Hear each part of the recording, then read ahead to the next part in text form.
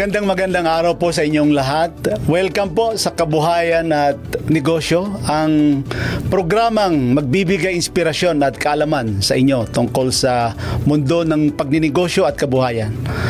Ngayong araw po ay makakasama natin ang isang natatanging negosyante na nagdala ng bago at makabagong produkto sa ating merkado, ang M2. Ang sikat na malunggay-based health drink na kilala sa pagiging abot-kaya at puno ng benepisyo para sa kalusugan ng bawat pamilya. Ang M2 ay isang kilalang brand sa industriya ng wellness at health drinks. Sa kanyang dedikasyon at inobasyon, nagawa niyang gawing negosyo ang kanyang mission na itinaguyod ang kalusugan ng mga Pilipino. Mga kaibigan, mga kanegosyo, ang atin po i-welcome ang ating special na panauhin, si Miss Zonito Tamasi, ang utak sa likod ng tagumpay ng M2. Welcome po, ma'am. Thank you. Magandang umaga, hapon at gabi. Yusek Gani, thank you so much for inviting me. It's a privilege po to be in your show. Opo. Ma'am, ang kabuhayan at negosyo po ay nagagalak kami na pinagbigyan nyo kami ng pagkakataon na makausap kayo. Paano nyo po ba naumpisan itong M2 business nyo po? Lagi pong sinasabi na kapag may concern, may issue, may kakulangan, usually may solution. So, si M2 was one of the solution for me. Kasi during that time po ay sakitin po ako. Okay. Tapos sabi po ng doctor ko, dapat kumain ka ng nutritious food, mag-rest ka, mag-exercise ka. And I did that. So, nung sabi ko, ano bang nutritious na vegetable na madaling kainin? And si malunggay came out to be the best nutritious vegetable. Ma'am, ano ba ito? May tanong ko lang po, ma'am, bakit M2? Ano ba yung ibig sabihin ng M2? Yung M po is malunggay, and 2 actually represents luya, ginger, and okra. Yan, luya and okra. Okay. So, ma'am, sa dami ng pwedeng inegosyo, bakit ito yung napili mo na business, tong malunggay-based product? Kasi po nung naghahanap po ako ng nutritious vegetable, ang lumabas po si malunggay. It has 47 phytonutrients. Sabi ko, okay to ha. So, ginawa ko siyang iced tea. And nung ginawa ko siya ng iced tea, sabi ng doctor ko, okay yan na. Baka gusto mong gawing negosyo. Yun. So, that's where it started. Opo. Bago nito naging negosyo itong M2, ma'am, ano ba yung anong pinagkakabalahan mo noon? Ano po ako, professionally, I do public relations. Okay. And I was with corporate. Tapos, agency. Yeah. Okay. So, kayo ba, ma'am, ang nag-umpisa sa business na kayo talaga nag-founder dito sa M2, no? Opo. I started very small. Capital ko po is 200 pesos. 200 pesos? Opo. Balita ko, inumpisahan mo itong negosyo mo, doon mo pa ginagawa sa condominium mo. Opo. Yun sa condo ko. Tapos nung medyo lumalaki na, nagiging abala na po siya sa elevator. So sabi po ng admin, ay ma'am, hindi na po kayo pwedeng magnegosyo dito. Nakakaabala na po kayo sa elevator. So naghanap po ako ng store na possible na pwede kong gamitin na talagang tindahan. Yeah. So, ngayon ay may planta na po kayo, I'm sure. Yes, I have now yung sa condo ko, it became like from the condo, no, it was like 20 square meters. Tapos, nag-store ako. It's about 60 square meters. Today, we are in 800 square meters na factory. Wow. Yun na po yung mismong building itself is the 800 square meters. Yun. Okay, okay. So, lumaki yung business. So, gaano na po katagal, ma'am, itong M2 business ninyo? No, Yusek, 15 years na po kami, pero hindi pa po kami kilala masyado sa market. Balita ko dati ay 2 beses na rin kayo nagsara ng business at ano po ba yung mga challenges na experience ninyo, bakit kayo nagsasara at paano mo ito nalagpasan tong mga challenges na ito? Yung first na Yusek, yung first na nagsara ako, kasi I was still working, so inassign ko siya to someone else. At kapag pala absentee owner ka, medyo hindi masyadong maganda yung operations. So we had to close that. Tapos yung sa second naman, I have to open again, thinking that I really like the product and I really want a very nutritious drink. So I tried all over again and then mali rin yung partnership. Minsan kasi pag may partnership ka at kala mo tama na, at the end of the day, hindi pa din. So I closed it down, tapos I restarted all over again. Yeah. But this time, nung nag-start na po kami ng pangatlo, yung husband ko na po ang kasama. Okay, okay. So, paano nyo naman nagawa ang perfect formula ng M2? Lalo na yung pagbalanse sa health benefits. Of course, yung lasa, masarap at yung presyo ay talagang very affordable. Paano nyo po ito nabalanse? Yung una nung when I was making the formula, pumunta pa ako sa DOST kasi I wanted to ensure na I can mass produce it. So, sabi ko, gusto ko yung malunggay but I don't want to use any additives, food additives. Like, say for example, pag concentrate niya, anong pwede kong gamitin? So, sabi niya, yung mga gulay na malapot. So the okra became one of that. And then yung sabi ko, gusto ko ng flavor but I want an original, original flavor. Mm-hmm. So sabi niya, marami naman siya. May turmeric, may ginger, may peppermint, may ganyan. So I ended up with the ginger. So yun po yung combination niya. It's malunggay, okra, luya. If you look at the label, pag binasa nyo, madali siyang intindihin kasi it's easy to read. Ang konti, very specific. Malunggay, okra, luya. That's it. And then the brown sugar. Yeah. Alam nyo, Ma'am Zunita, napaka-importante sa negosyo yung kailangan makilala yung product mo at saka strategy mo. So, paano nyo po in-strategize, ipakilala sa market itong M2 product ninyo po? I think the best part of it is that Filipinos talaga ang hilig mag-tiangge. Mm-hmm. So, we capitalized on that. Weekends, weekdays, ganyan, kung saan ang available na mga tiangge, we join. Free taste, yeah. So, gusto ng mga Pilipino yung... So, ito ba yung mga tiangge na Friday, Saturday, Sunday, ganon? Yes, yes. Hindi po ba sa Quezon City Circle, yan. Ngayon, wala na eh. But I'm sure they're going to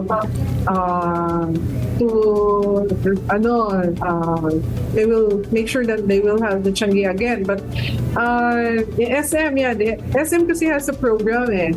Mm-hmm. On the weekend, at the supermarkets, you set up on a Friday and then you use egress on a Sunday and then you get collection after the following Monday. So very sustainable, yeah, very sustainable. So, kanina ma'am, binabanggit nyo, yung nag-umpisa ka sa halagang 200 pesos lang. Opo. So, paano nyo po to talaga na napalago at ngayon, I'm sure marami na kayong empleyado at ang balita ko nga nun ay hindi mo sabay-sabay sinasusweldohan yung mga tao nyo po. Opo, ang mga tao po kasi namin, ang ginagawa ko before, stay in po sila. Mm-hmm. So, free yung accommodation, free yung pagkain, kuryente, tubig, lahat. At syempre may time na kulang yung collection mo. So we always parang assure them na may salary sila pero pag may collection na, saka namin ibibigay sa kanila. Kasi yung employees are always our first priority. Yeah. So talagang na-survive nyo yung ganun, ma'am, no? So ngayon, ma'am, ilan ang empleyado ninyo? I think it's 42. Okay. So, Prior to pandemic, nasa 60 po kami. oo. So, ngayon ba, ma'am, nasa mga major supermarket na rin ang M2 ngayon? Pati, balita ko, pati sa mga Mercury Drug, nandyan na kayo. Yes, syempre ang una namin actually availability si Andox. Sa lahat ng outlets ng chicken, Andox Chicken, nandun kami. Tapos may supermarket na ng Robinsons, department stores, nasa SNR Landers, and ang recent namin na distribution is Mercury, Watsons, and South Star. Yan. So, ma'am, di ba pag mag-start ka ng ganyan na business, kailangan mo ay makahanap or maghanap ng mga reseller. Kayo ba ginawa nyo rin yon? Opo, actually alam niyo, Yusek, nagawa namin yun during the pandemic eh. Kasi dahil mawawalan na kami ng opportunity to sell, medyo wala nang free taste eh. So, ginawa na yung mga free taste. So, ginawa namin, naghanap kami mga sellers sa online. So, Reseller, no? That's where we're able to tinatawag namin na enhance our marketing and sales through the online services platform. So ngayon, ilan na ang reseller mo? Ano na kayo, no? Sa Luzon, Visayas, Mindanao? Opo, I think nasa actively, no, nasa 55 resellers. Although alam ko, konti lang yan compared to the other products na iba, no? But I'm positive that it will grow. Yes, definitely, kasi maraming so ano-ano yung mga benepisyo dito po sa M2 para sa kaalaman ng ating mga taga-subaybay dito sa kabuhayan at negosyo? Dahil po ang ingredients natin ay puro gulay, so kung ano pa yung ino-offer na fresh gulay na benefit sa katawan natin, present po siya sa M2. So let's say, malunggay, it's really good as a nutritious vegetable. So nandiyan po yung high po siya sa potassium, iron, calcium, and beta-carotene. Andiyan din po yung ginger, it's anti-inflammation, at okra, again, it's good for your skin, it's good for digestion. Yan. So, imagine niyo po na sabaw siya, pero medyo may konting lasang tamis na. So, easy po siya to digest at alam mo na nutritious yung kinakain. Yeah. So, ano yung mga innovation nyo, ma'am, na or strategy na ginamit para mapanatili na very competitive kayo sa market? So I'm happy na hanggang ngayon wala pang kumokopya sa amin. So to stay competitive in the market, yun yung sinasabi natin na you have to have a unique proposition.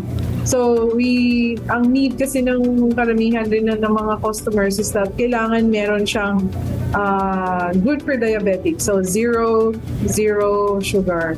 So yan yung innovation na ginawa namin. We made some M2 Light and M2 Herbs. Yan. So yung M2 Herbs naman namin is with chamomile,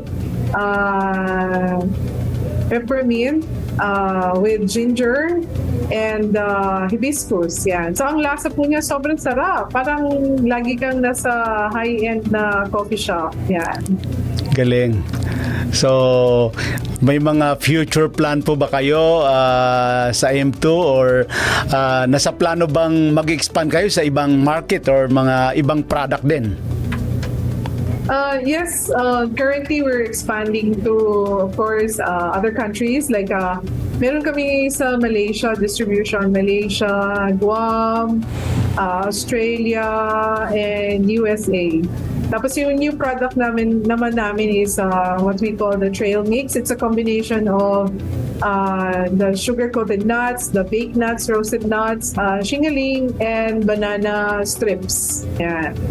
So dito ma'am sa mga binanggit niya, anong pinakamalakas dyan na kilalang-kilala sa market?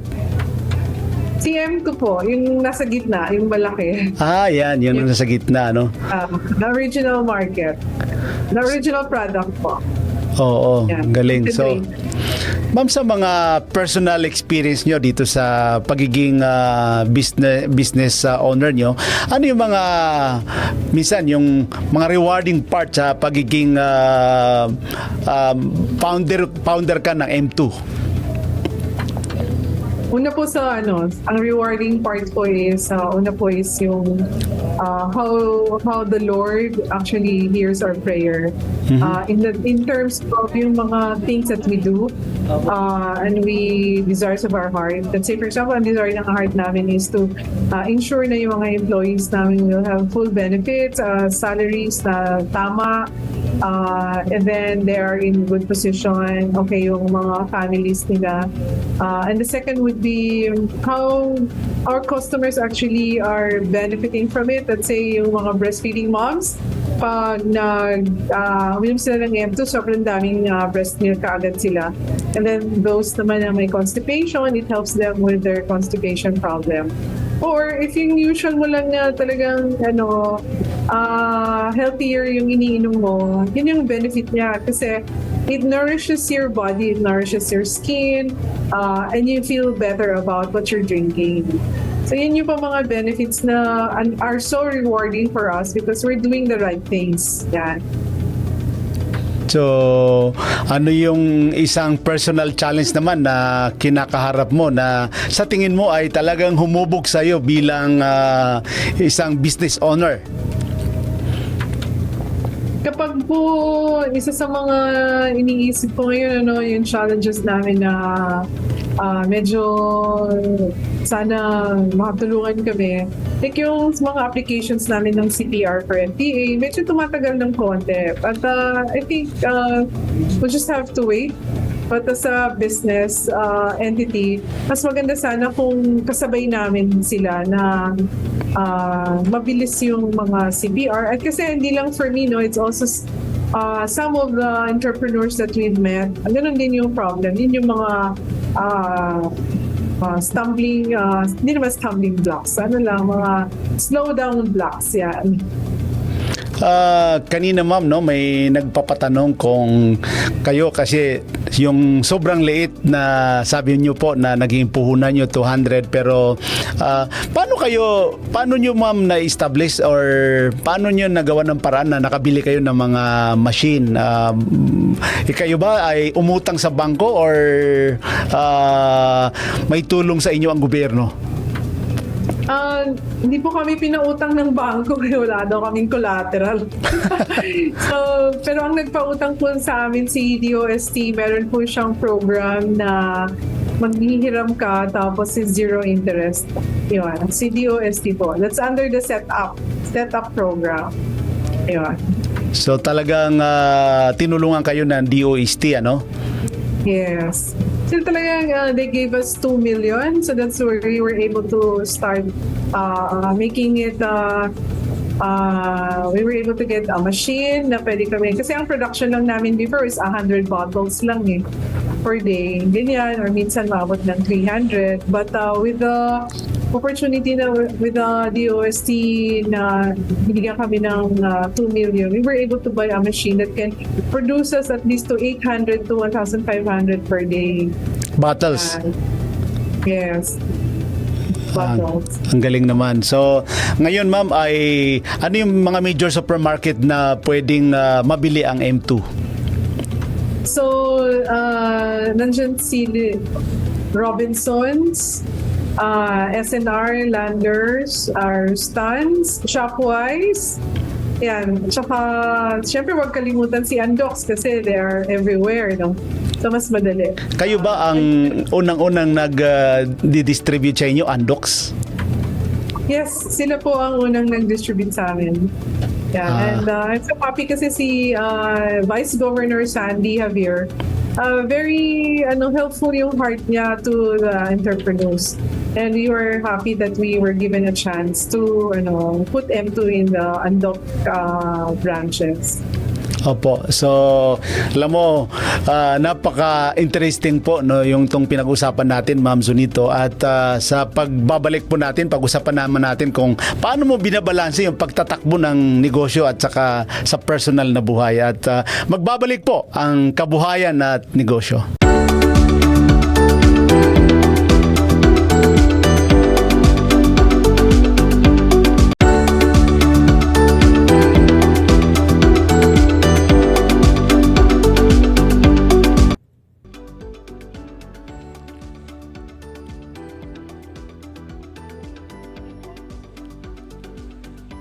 Nandito pa rin po kami ni Ma'am Zunito dito sa Kabuhayan at Negosyo, at kanina gusto kong itanong yung papaano mo binabalansi ang pagtakbo ng negosyo at personal na buhay mo. I'm sure nung bago mong inumpisahan nyo ito, Ma'am, di ba sabi mo kanina ay nasa corporate job. So papaano nyo na-shift yung ganun na pagmamanage ng negosyo?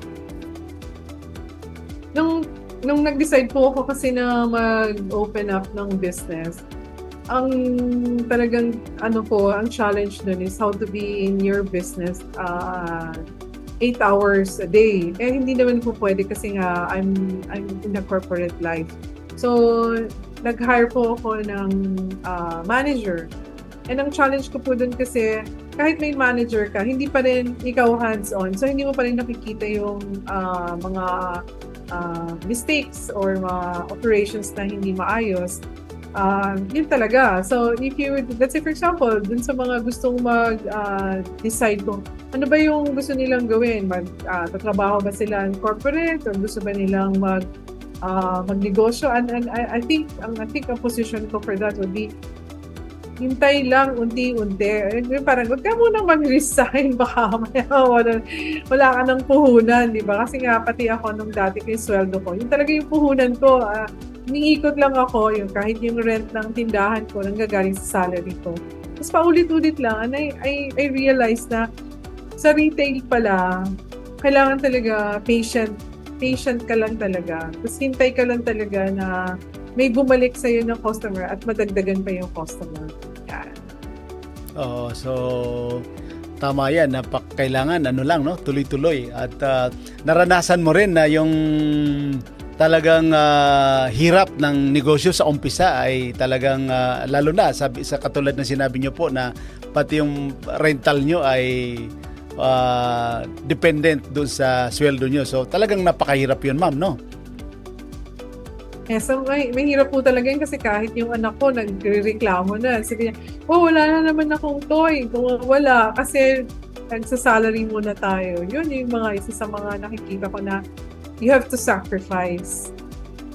So hindi ka kaagad-agad nag-resign doon sa corporate job mo? No, I stayed. Hanggang nung dumating na time na pwede na, yun. So, pwede na. So, ano yung mga values or principle na nag-guide po sa inyo dito sa pagiging entrepreneur? The first is God first. Mm-hmm. When you decide something, you ask the Lord kung ano yung will niya and paano mo patatakbuhin yung naiisip mo na negosyo, and how will God guide you.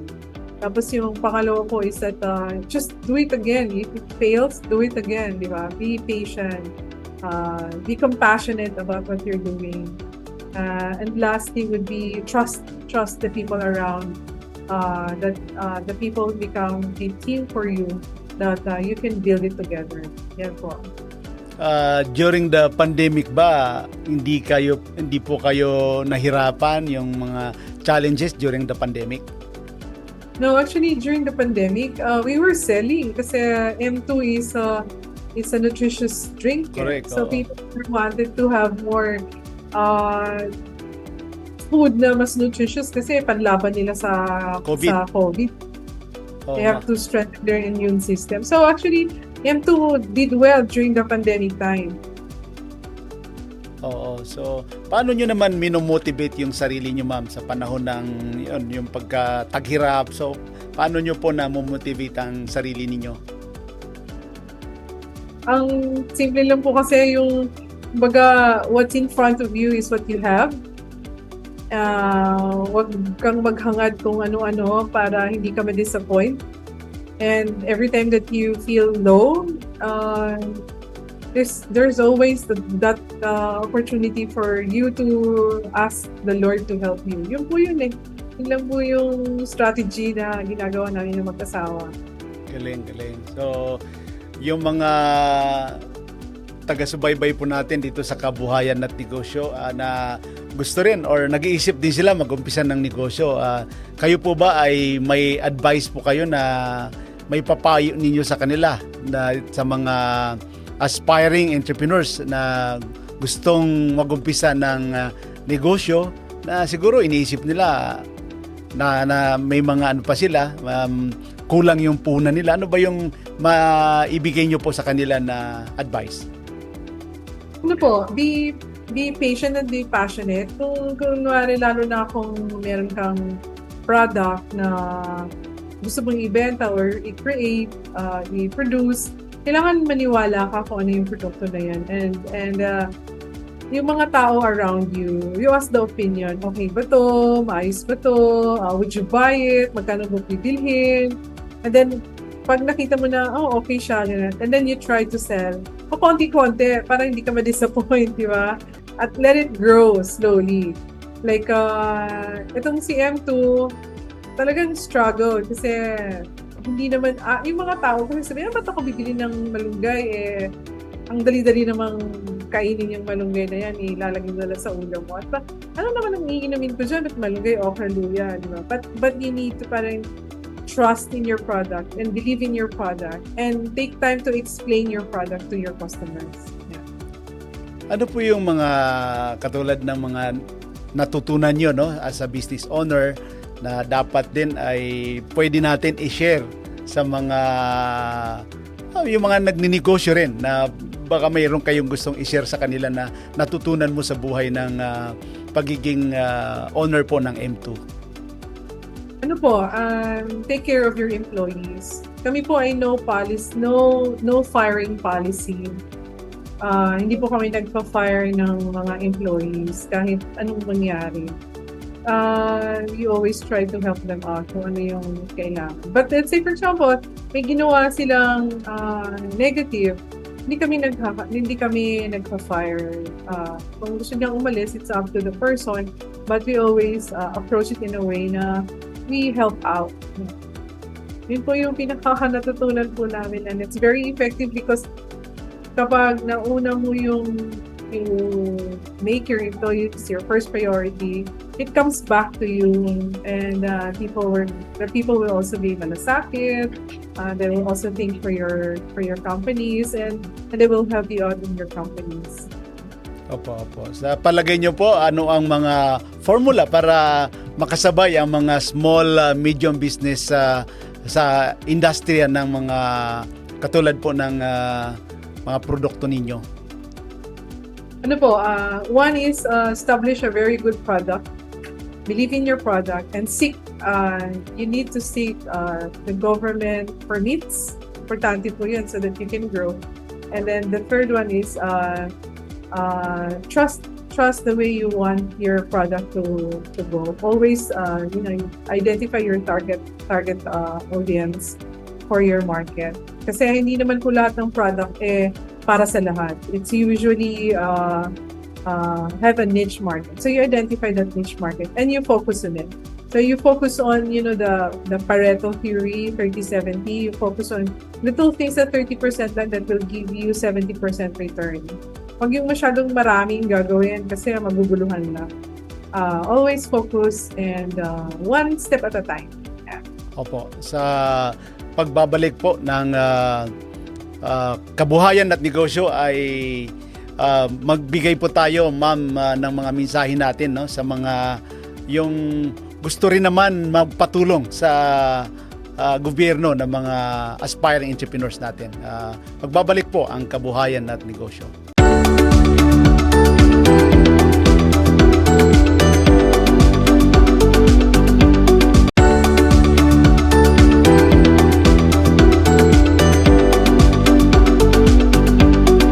Okay.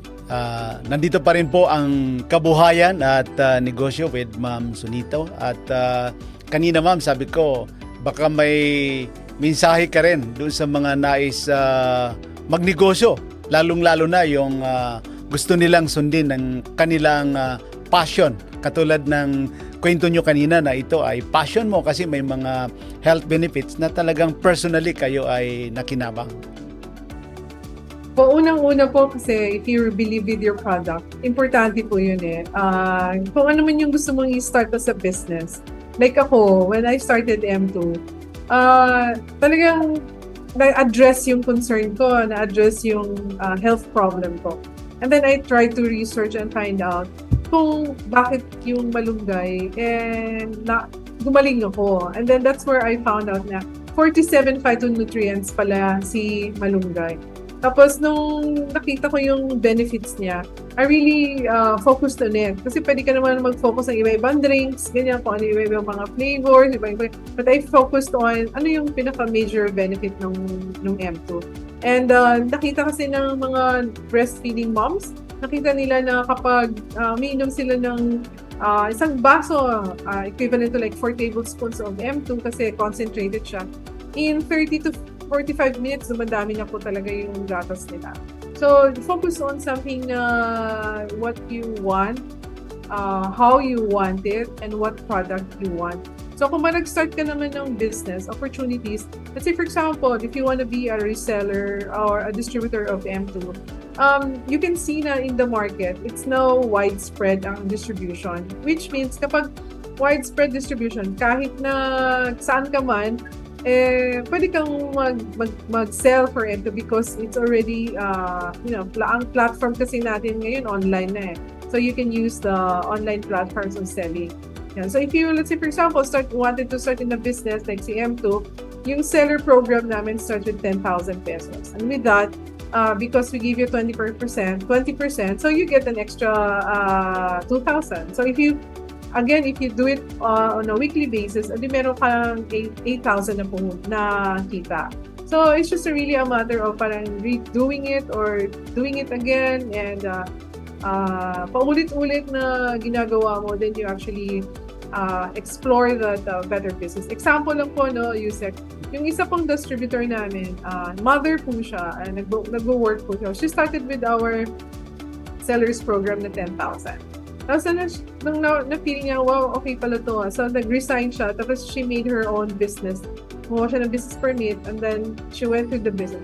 So, ngayon, nag-resign na siya. Tapos, ang income niya, mas malaki pa sa dati niyang sweldo. So, it's really like parang deciding what you want to do, when you want to do it, and how much you want to do it with. Yan. Tama-tama yan, ma'am. Dahil yung mga taga-subaybay natin dito na nais mag-reseller ninyo, no? So paano po sila paano nila kayo makukontak? Ano ang mga business opportunity na dapat ay makatulong tayo sa mga gusto nilang magbenta rin ng M2? Ikaw na po mamang mag-discuss sa kanila kung paano nila kayo ma-reach. Ayan, so pwede po tayong mag-text or call. Ang cellphone number ko po is 0917-798-2887. So pag nag-text po kayo, sasagutin po namin kayo kung paano namin kayo matutulungan. Ayan. So it's 0917-798-2887. Yun ang pinakamadali. So ano ba yung ano yung pwedeng ihanda na puhunan ng ating mga listener na gustong magnegosyo ng M2? Gaano kaliit at gaano kalaki yung kanilang magiging puhunan dito? Ang startup po namin is 10,000 pesos. Okay. Katumbas po niyan is yung registration as a business with us. as a seller, at the same time, may products po siya. So, you can start that with 10,000 pesos. Yun. So pwede na sila mag-start. Yes, yeah. So baka pwede mo na rin di bale yung baka pwede natin ma-flash ma'am yung website ninyo rin Opo. Ayan. So ma'am, ano ang kwan? What's next for M2? We want to develop more healthier and more nutritious drink. Yeah, and we want to ensure that every Filipino would actually try para makita nila na very very tasty, nutritious, but it's really delicious. Yung sa tagline nga na po namin is surprisingly delicious and refreshingly nutritious. Yeah, yun yung next namin that we want to really also educate the mothers na nagbe-breastfeed. It's not just for breastfeeding moms, but it's for even for children na ayaw kumain ng gulay or yung mga adults na ayaw kumain ng gulay. It's their option. M2 actually is very nutritious, and the reason for that is that kahit nga yung breastfeeding mom, ang daming nagpo-produce nila ng milk, what more pa na tayo na hindi tayo breastfeeding, we are feeding our cells with really good nutrition. Mayroon po ba kayong parting words ma'am sa mga televiewers natin? Lagi kayong manonood sa program na to because you will be able to learn more about making business kabuhayan sa location niyo kung nasaan kayo. And I say, if you haven't tried M2, please go to your nearest Andogs or Mercury Drugstore. Check na marami tayong natutunan kay Ma'am Zunito at maraming salamat po sa pag-share ninyo sa mga lessons sa mundo ng negosyo. Ma'am Zunito Tamasi, isang patunay na ang tamang kombinasyon ng sipag at tiyaga at malasakit ay kayang gumawa ng negosyo na nagbigay din ng halaga sa kalusugan. Sa ating pong mga taga-pakinig, taga-subaybay na hindi nila napanood yung mga iba nating episode, maaari po natin puntahan yung aking YouTube channel, Abdul Gani Makatuman, at ang aking Facebook page, Abdul Gani Makatuman Kabuhayan at Negosyo, para po sa mga ibang updates dito sa ating programa. Check na talagang na-inspire tayo sa tagumpay ay nasa kamay ng taong handang kumilos at pagtitiwala sa kanilang kakayahan. Hanggang sa muli po, ako po si Gani Makatupan na nagpapaalam at nagpapasalamat sa patuloy nating suporta sa mga lokal na negosyo at kabuhayan. We at Kabuhayan at Negosyo are one with the government in our commitment to help Filipino entrepreneurs improve their lives. Lagi po nating tandaan, kahit anumang problema, kahit anumang sakuna, kayang-kaya po natin yan. Ako po si Gani Makatuman at ito po ang Kabuhayan at Negosyo.